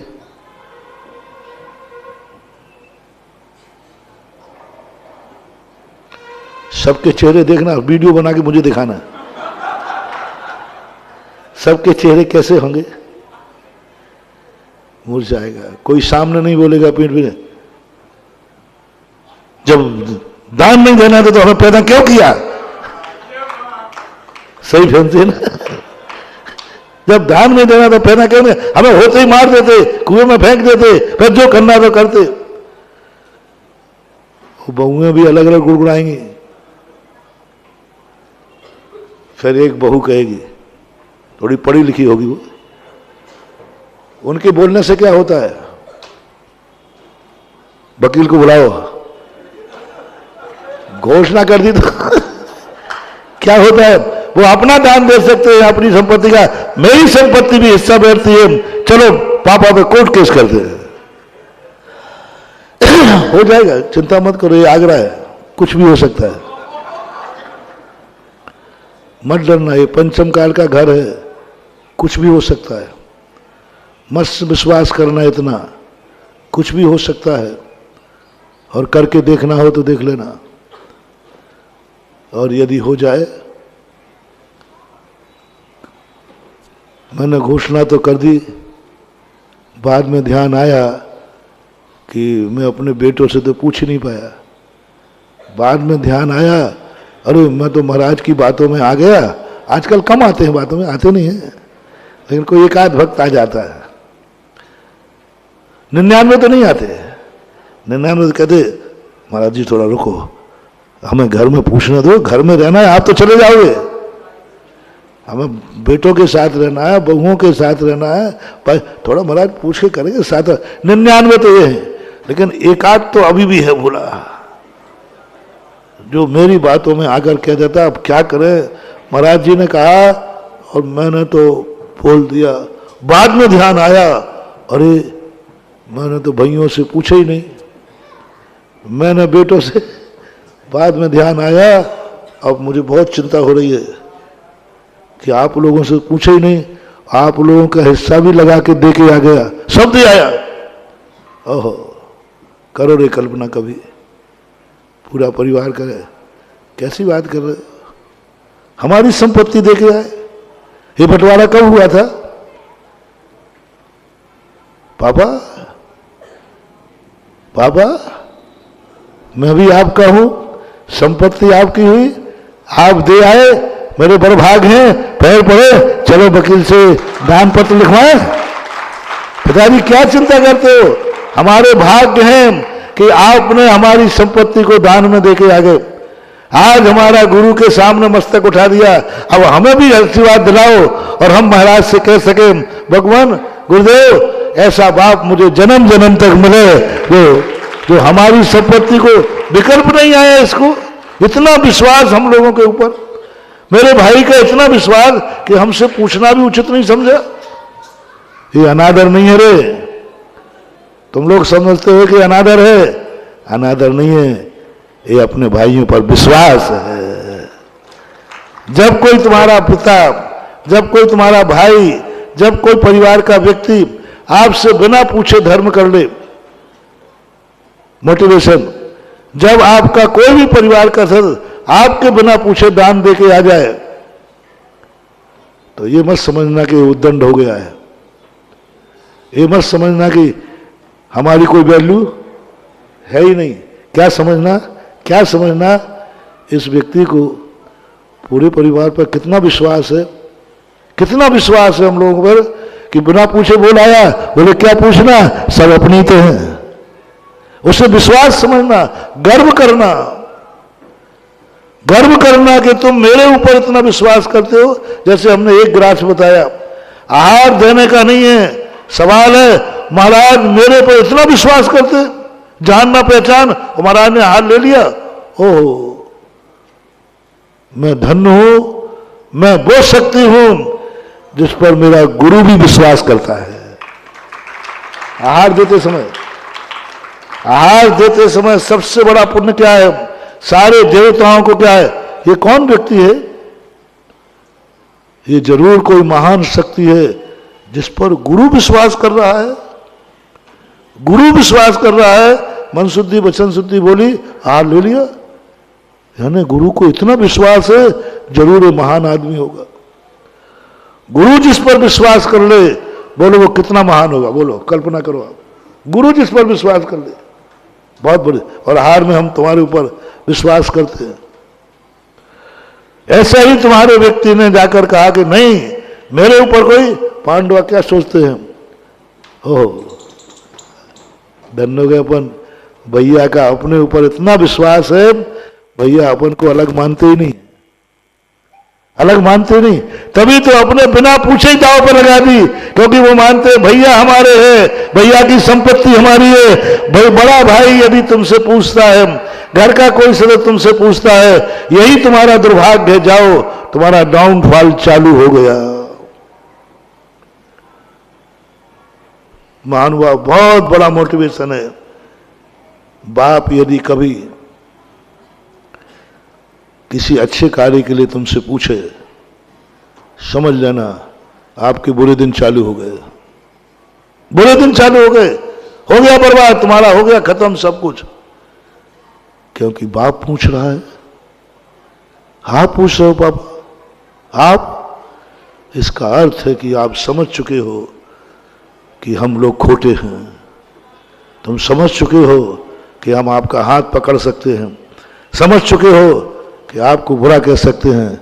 बस पापा आपने पूछा नहीं है, आपने मुझे जिंदा मार डाला। जिंदा मार डाला मुझे और जन्म जन्म मेरे बर्बाद कर दिए। आपने मेरे से पूछा क्यों? तुम गर्व करोगे, तुम क्या करोगे? देखा, मेरा घर में भी वो टेलर है कि बाप बिना पूछे, अरे महाराज क्या महाराज, 100 महाराज आ जाए। मेरा ऐसा टेलर है कि बाप भी मेरे बिना पूछे कुछ नहीं करता। हे दुर्भाग्यो, ये सबसे बड़ा तुम्हारे विनाश का शुभ दिन है। घर का कोई सदस्य दान देने के लिए, धर्म देने के लिए यदि घर वालों से पूछता है, समझ लेना उस घर का डाउनफॉल चालू हो गया। और जिससे पूछा, कोई भाई है, वो कहता नहीं साहब भाइयों से पूछना है, समझ लेना ये घर खतरनाक है, ये घर टूटने वाला है, ये घर टूटेगा और बुरी तरह टूटेगा, क्योंकि पूछने की बात आ गई। पूछने की बात आ गई। घर में जाके पूछ लिया, ओहो क्या कर रहे भैया, क्या कर रहे पापा? आपने महाराज के सामने भी हमारी सब धो दी, पंचों के सामने धो दी। आपने कहा कि मैं घर में पूछूंगा, उतर गई इज्जत गुरु के सामने। ये आपने क्या किया? घर में पूछूंगा। इससे सिद्ध हो गया महाराज समझ गए इसका घर इसके काबू में नहीं है। घर में सबकी अपनी अपनी दाल गल रही है। घर में सब अपना अपना वर्चस्व बना बैठे हैं। सबने घर में अपनी अपनी संपत्ति मान ली है। इतने बात पर साधु बहुत आगे का होता है, समझना मानो। इतनी बात पर समझ गया कि ये खत्म हो गया। और यदि धर्मराज होता, धर्मराज ने अपने भाइयों का अपमान नहीं कराया। यदि पीछे मुड़ के देख लेता कि भीम क्या करूं, भीम दाव पे लगाऊं, तो पूरे हस्तिनापुर में हो जाता पांडवों का घर खत्म, क्योंकि वो भाई से पूछ रहा है। यही तो देखना चाहता था नाटक शकुनी, कि यही तो देखना चाहता कि पांचों पांडव, इसलिए तो दाव पे लगा रहा था। यदि भीम पीछे, अरे धर्मराज पीछे मुड़ जाता, खत्म हो जाता, समझ लेता गया काम से। क्योंकि धर्मराज को डर है कि भीम हाथ पकड़ सकता है, अर्जुन रोक सकता है, नकुल सहदेव रोक सकते हैं, सौतेली माँ के हैं, माँ कुंती, धर्मराज हम भी दूसरी माँ के बेटे हैं। 2 माँ थी ना, कुंती और माद्री, नकुल सहदेव, वो रोक सकते हैं। डारे धर्मराज, इतना विश्वास कि क्या करना, क्या पूछना, लगा दिया। क्या तुम्हें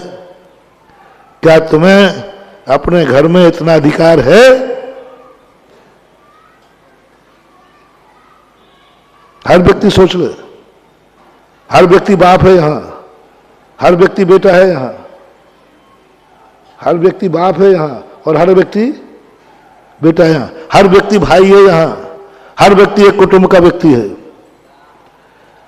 हर व्यक्ति से मेरा कहना है, आपके घर में आपको क्या इतना अधिकार है?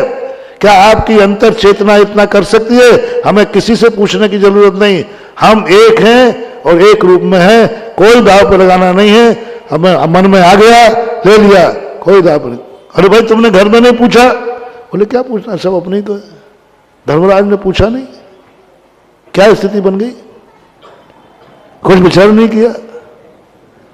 ये पाप के लिए था, फिर भी बस यही तो कुंती जीत गई। और तुम्हारे तो यहां धर्म के लिए महाभारत बन जाएगा। तुमने कैसे कर दिया? मैंने ऐसे दिन देखे महानुभाव। कह दूं? अब कह ही तुम्हारा, नहीं तो नहीं कहूंगा तो गैस बनेगी मुझे।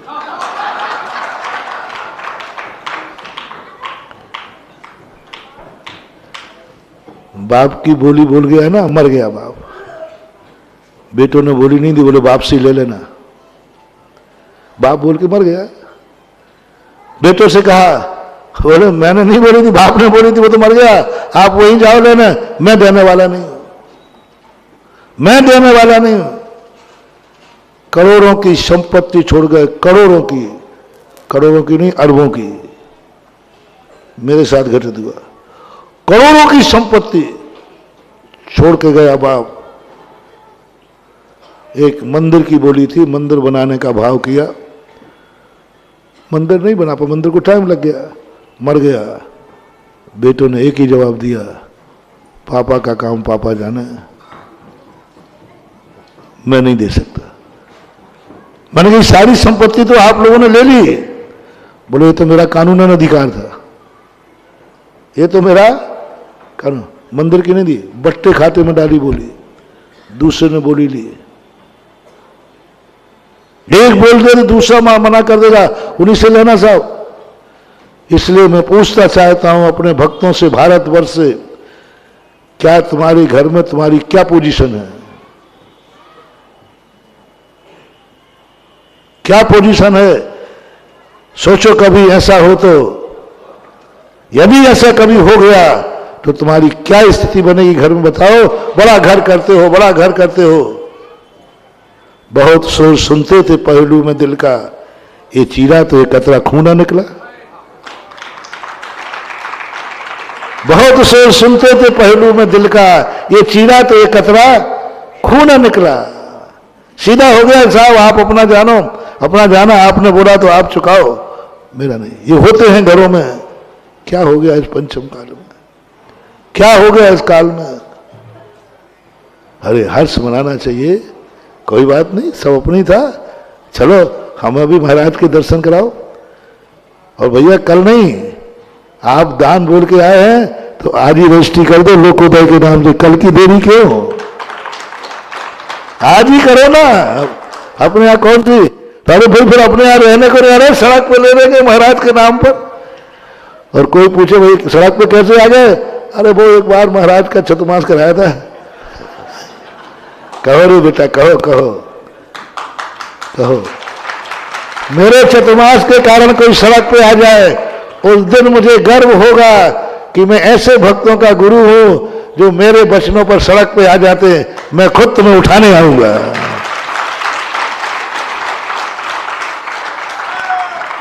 ये आवाज मिले तो सही। क्या करें, महाराज ने ऐसा प्रवचन दिया, मैंने सब लिख दिया, अब बचा नहीं तो सड़क पे बैठा हूं। और वो कोई समाचार मुझे दे दे, महाराज जी मालूम आपको आपका एक भक्त ने आपके प्रवचनों में ऐसा भावावेश में आ गया, वो सब देगा। तो क्या, वो सड़क पे बैठा है, एक ऐसी आवाज आने तो दो कान में, फिर देखना मैं क्या चमत्कार करता हूं, फिर देखना क्या होता है। आकाश से देवता उतर आएंगे, कमलों की रचना करेंगे, कमलों की। ऐसा भी होता है रोड पे, हाँ उसमें तो तुझे दुख नहीं हो रहा? बोले काय करे, अरे कितने पापी हैं संसार में जो पाप और जुआ और बुरी लतों के कारण रोड पे आते हैं, हम तो धर्म के कारण रोड पे आए हैं, इधर आओ भाग्य है कि नहीं? पापी बोलो दुनिया में जो पाप के कारण, शराब के, जुआ का रोड, मैं तो आज धर्म के कारण रोड पे आया हूं जी, और गुरु की आज्ञा पे आया हूं। रोने की सवारी नहीं, ये तो मेरे भाग्य हैं कि आज गुरु आज्ञा से मेरा सब कुछ दे सका और सारा परिवार खुश। देखो महानुभाव, करो कभी दिन मन में आ जाए, हालांकि संभावना नहीं है, लेकिन क्या इसलिए देता हूं, मैं तुम्हें बदलने के लिए नहीं कहता हूं, मेरे मन में जो आता है वो इसलिए कह देता हूं कि वो मुझे गैस बनेगी तो बर्बादी सामयिक बनेगी। इसलिए मैं सोचता हूं निकाल दो, मानना फानना तो उनको कुछ है नहीं, लेकिन मानना पड़ेगा, आज नहीं कल। धर्म के लिए सोचना नहीं। समय हो गया।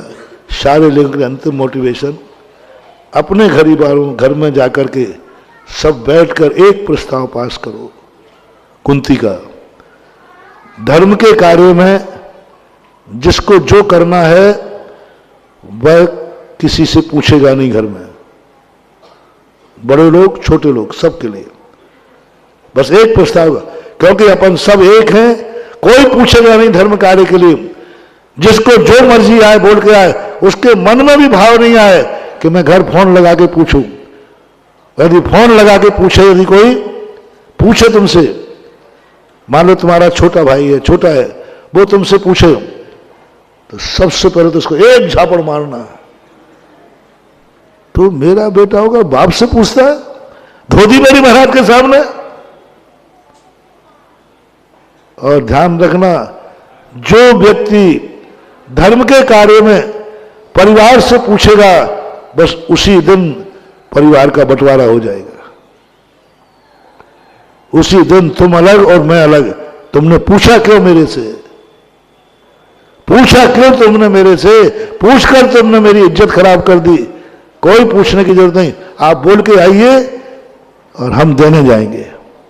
आप बोल के आइए, हम हाँ, आप बोल के आइए, हम आगे बोले ना। कोई भी सदस्य, छोटे बड़े की बात नहीं कर रहा हूं, कोई भी, तुम बोल के आओ बेटा। बेटा बोल के आया, पापा मैंने आज बोली ले ली मामला, तो बोले कोई बात नहीं, चल बेटा मैं देने चलूंगा, मैं देने चलूंगा और दिखाऊंगा बेटा बोलता बेटा है, देता बाप है। और बाप ने बोल दी, पापा आपने बोल दी, मुझे ले चलो, दिखाऊंगा महाराज को, बोलता बाप है, देता बेटा है। ऐसा चाहिए आपके घर, ऐसे घरों में धर्म, अच्छी कार्यों में, अच्छी कार्यों के लिए तो पूछा पाछी नहीं। परिवारों में अधिकार बिल्कुल खत्म करो। धर्म के कार्य में घर का कोई भी सदस्य पूछेगा नहीं और देने के लिए जाएंगे। लेकिन खेद है, समय हो गया, आप लोगों के कई बार धर्म के कारण कलह हो जाती है, परिवार टूट जाते हैं, कहा सुनी हो जाती। आपका हिस्सा नहीं है, मैं आजकल बराबरी का हो गया हूं, अब मैं छोटा नहीं रहा। वो नहीं बोलेगी तो उसकी, बोल दो ना आगे, उसकी पत्नी तो पीठ पीछे बोल ही देगी। तुम क्या बुद्धि बन के बैठे हो? ऐसे रह गए तो फिर बुद्धि नहीं। धर्म कार्य में कभी नहीं। और दान बोलने के बाद, अच्छा वो जुआ जो चला था, जुआ उधारी में चला था कि नगद में? जुआ उधारी में खिलता है कि नगद में? थोड़ा बोलो ना, मुझे पता नहीं है। नगद में। और दान?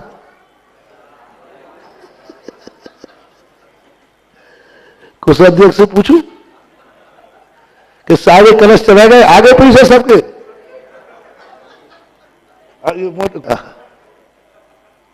जुआ नगद पे खिलता है, नगद पर लिखा पड़ी हुई हस्तिनापुर के अंदर दाव जब लगा, पहले लिखा पड़ी हुई, लिखा पढ़ के देना, मैं अपना इंद्रप्रस्थ दाव पे लिख के देना पड़ा।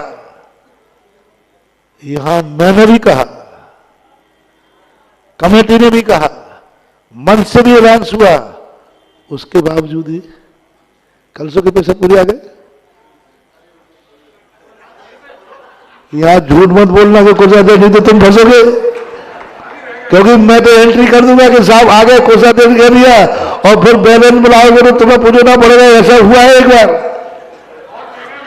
ऐसा हुआ, एक हमने ऐसे कह दिया, 2-3 थोड़ी हंसी कर लो 1-2 मिनट में, ऐसे हुआ तो हमने कह दिया नहीं, जिसकी बोली नहीं आएगी वो कलश नहीं ले जाएगा।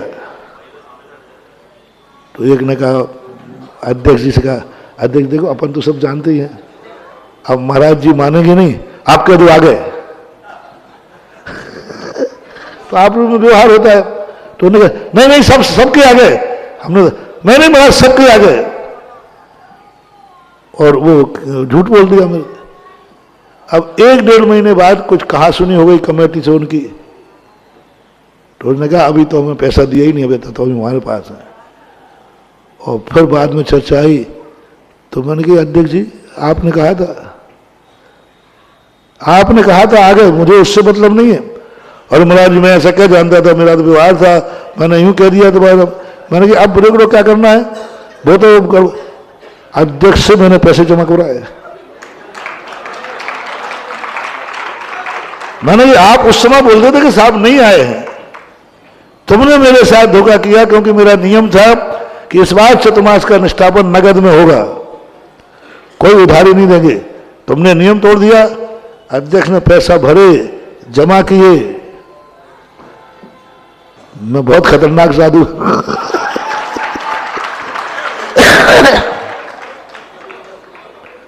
एक बार गजरत में से नीचे उतारा, 1 घंटे गजरत खड़ा रहा, मैंने गजरत के पंचकल्याणक में कोई भी व्यक्ति उधार नहीं बैठेगा। हमने सकलीकरण पे देना चाहिए था, पहले दो बाद में बैठो, ये नियम होता। तो एक ने यहीं से कह दिया महाराज जी ने पैसा दिया नहीं है, फिर कमेटी भी आई, नहीं मान लो महाराज जी आ गए। मैंने मान लो नहीं, उसको नीचे उतारा, 1 घंटे गजरत खड़ा रहा, वो घर गया, पैसा लेके आया, तब गजरत की फेरी चालू हुई। ऐसे समर्पण होने दे। यहां तो कलश सब चले, कलश चले गए। मैंने मंदिर में देखा तो कोई कलश ही नहीं बचे, तो सब आ गया होगा ना। अभी ऐसे कलश होंगे इनके बाद जिनका कहो भी खाते ही नहीं खुला हो, कलश चला गया, 1 रुपये जमा नहीं किया हो। हमने कहा था कम से कम 50% सबसे श्रेष्ठ तो वो था कि जिस दिन विराजमान किया था उसी दिन देना चाहिए। कोई बात नहीं, उठाने के पहले तो नहीं, घर में कलश जाएगा, उधार नहीं जाएगा।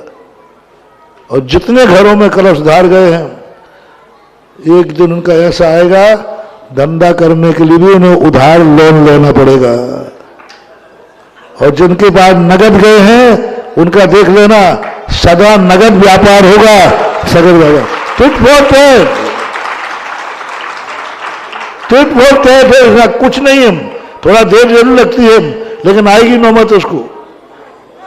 इसलिए धर्म क्षेत्र का कभी उधार नहीं करना महानुभाव। शक्ति है, छुपाओ मत। जम शक्ति तम की रही, अपनी शक्ति है तुरंत दो। ऐसे ऐसे लोग यहां आ रहे हैं कलश लेने के लिए जिनकी शक्ति नहीं है। एक भक्ति कलश लेने आया, उसकी शक्ति नहीं, मैं भी जानता हूं। मैंने कहा बेटा कोई बात नहीं, आराम से देना। उन्होंने कहा नहीं महाराज, दुनिया में और कटौती कर लूंगा, कलश तो जब ही ले जाऊंगा जब मैं राशि जमा करा दूंगा। मेरे पास यहीं की बात है। ऊपर आया महाराज जी, मैं कलश लेने आया वहां। मैंने कहा कलश लेने के लिए मैं उसकी हैसियत जानता था। मैंने कहा नहीं कोई बात नहीं, पैसा नहीं हो अभी तो धीरे धीरे करके दे देना, दे देगा। उन्होंने कहा नहीं महाराज मैं तो लाया हूं। मैंने कैसे लाएगा तू, तेरी हालत तो मुझे मालूम है। और बोले महाराज जी इतनी हालत है और हालत सही, इतनी हालत है तो और हालत सही, कलश तो नगर ले जाऊंगा क्योंकि आपने प्रोचनों में कहा है। मैंने कहा इसमें लाख रुपए का कलश नहीं बैठा रहा है, एक करोड़ों का कलश लेके जा रहा है। लाख रुपए का कलश लेके नहीं जा रहा है, करोड़ों का लेके जा रहा है। ये है दान। हमारे दान में बेईमानी आ गई, परिवार से आ गई। परिवार अच्छे नहीं रहे, परिवार में कोई टोका टाकी होने लगी और स्वयं के में भी टोका टाकी होने लगी। ऐसे भी होंगे लोग, बड़े लोग जिनके पास अपार संपत्ति होती है और रथ में उधार बैठ गए। मैंने कहा ऐसे काम नहीं चलेगा। और गया पट्टा घर से नगद लेके आया। मैंने कहा पहले क्यों नहीं लाया, नगद तो रखा था ना तेरे पास। मैंने कहा इतने जल्दी तुम लाया कहां से पैसे बता। मैंने कहा इतने जल्दी तुम लाया कैसे पैसे, कोई दुकान नहीं खुली, कोई व्यापार नहीं खुला, सब बंद है, बैंक भी बंद है, सब बंद है, तू लाया कैसे। तो बोले महाराज जी क्या हमें फक्कड़ समझ रहे हो आप। मैंने तू अरे महाराज अभी तो कहो तो और ला के रहो। मैंने कहा इतने जमा कर चल। तो ये बात है, मत करो रे धर्म से मजाक, मत करो धर्म से, मत करो। धर्म ना तुम्हारा है ना हमारा है, धर्म तो धर्म है, धर्म तो धर्म है। अपने जीवन में ऐसा करो। और जिनके झूठी हाँ मत बनना, मैं टुकड़ोंगी तुमसे वसूल करूंगा मैं। नहीं आए हैं तो नहीं आए हैं, चाहे किसी का हो। और सबसे मेरा कहना है कलश को उधार घर में नहीं रखना। अपने मन को फीका टालो मत, कल दे देंगे, परसों दे देंगे, नहीं।